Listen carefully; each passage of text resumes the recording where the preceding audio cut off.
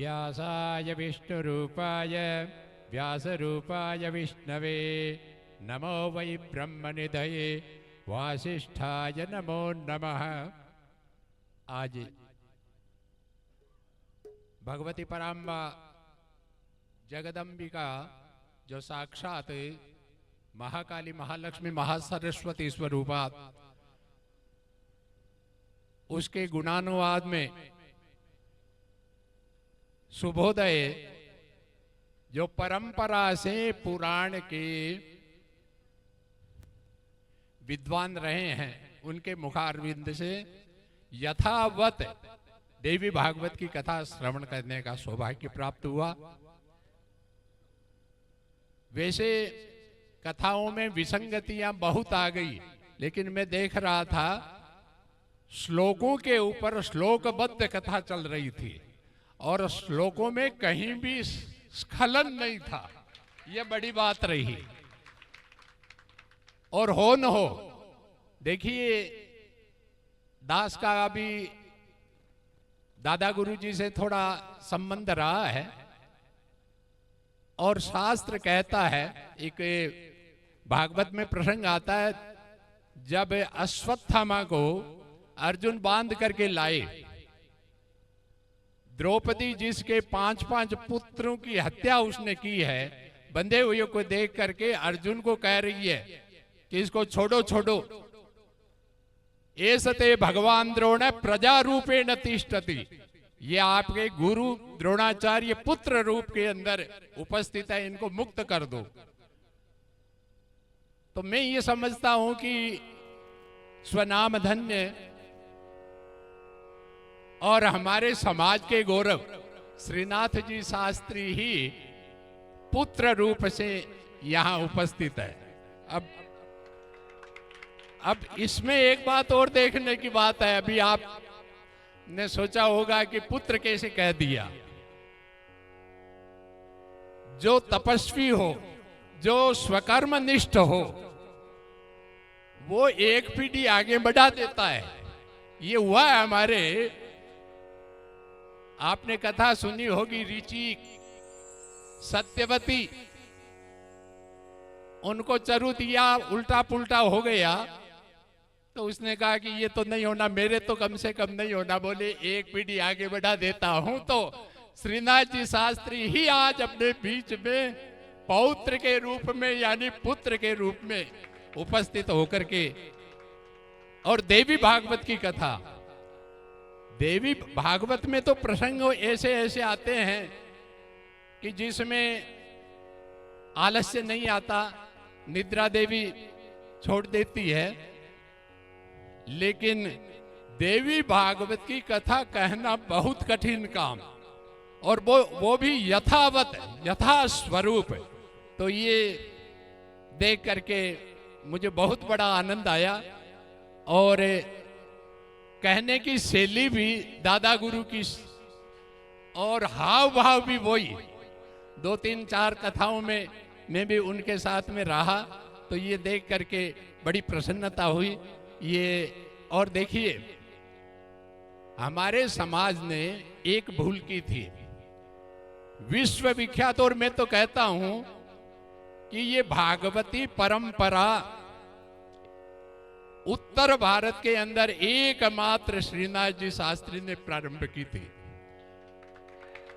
और कोई भी वक्ता ऐसा नहीं है कि उनकी जूठन से नहीं कथा कर रहा हो, सीधी उनसे नहीं है, तो भी उनके शिष्य, उनके प्रशिष्य और उनके प्रशिष्यों से संबंधित कथाकार ही पूरे उत्तर भारत में हुए हैं।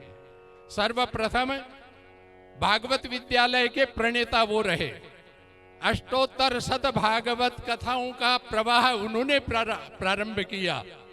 उनके यहाँ पढ़े हुए लोग ही उनके बेटे भी पढ़ रहे हैं, और उनसे लिखी हुई पुस्तकों के द्वारा भी लोग कथाएं करते हैं, और उसी परंपरा को ये आगे बढ़ा रहे हैं। और मैं तो कह रहा हूं कि क्योंकि उस समय साधन कुछ कमियां थी, तो उस हिसाब से चल रहे थे। अभी भागवत विद्यालय को और गौशाला को आपने 4 चांद लगा दिए, और पुत्र शिष्य का दायित्व ही यह है कि अपने पूर्वजों के और गुरु के यश को आगे बढ़ाए और उनके सानिध्य में रहे, तो उनकी शैली, उनका वेदुष्य और उन्हीं की तरह नम्रता भी, इतने विद्वान थे लेकिन नम्र वो भी बहुत थे।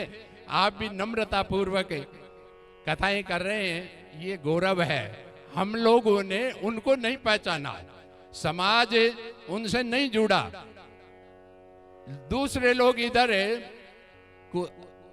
चित्रकूट के तरफ के लोग बहुत हजारों की संख्या में वहां अध्ययन करके, और आज यहाँ कलकत्ता में कम से कम 10 एक तो उनके शिष्य कईयों के सेठों के पुजारी है, सेवा कर रहे हैं, अपना जीवन यापन कर रहे हैं, लेकिन हमारा समाज उनको नहीं पहचान सका। लेकिन प्रसन्नता है कि अब इस रूप में उनको पहचान रहा है, तो हमारे समाज को गौरव प्रदान करने वाले ऐसे पूर्ण रूप से कथाकार के लिए मैं क्या कहूं, आप ज्यादा जानते हैं क्योंकि कलकत्ता इनका गढ़ है, यहाँ प्राय करके कथाएं होती रहती है और आप लोग जाते हैं। लेकिन देखिए, कोई भी वक्ता अपनी बात को खुल करके तभी कह पाता है कि जिज्ञासु लोग हो, सम्मान करने वाले लोग हो।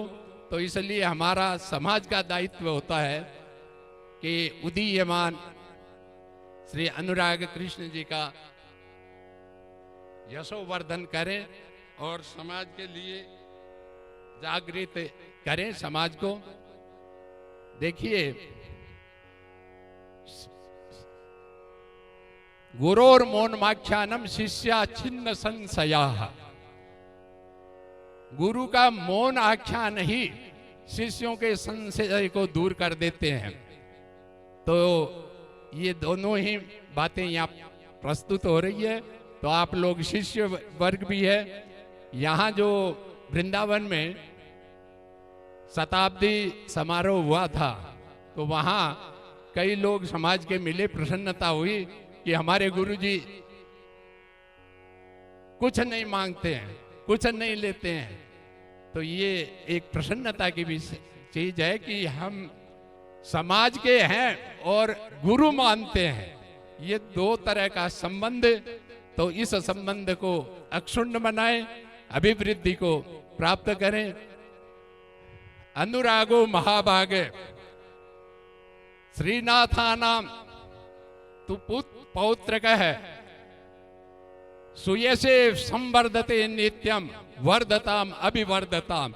हमारा कामना ये होना चाहिए कि महाभागे अनुराग कृष्ण जी जो श्रीनाथ जी शास्त्री के पौत्र हैं, वो विश्व विख्यात होकर के हमेशा वृद्धि को प्राप्त करें। इन्हीं शब्दों के साथ भगवती पराम्बा को प्रणाम करते हुए वाणी को विराम। जय हो।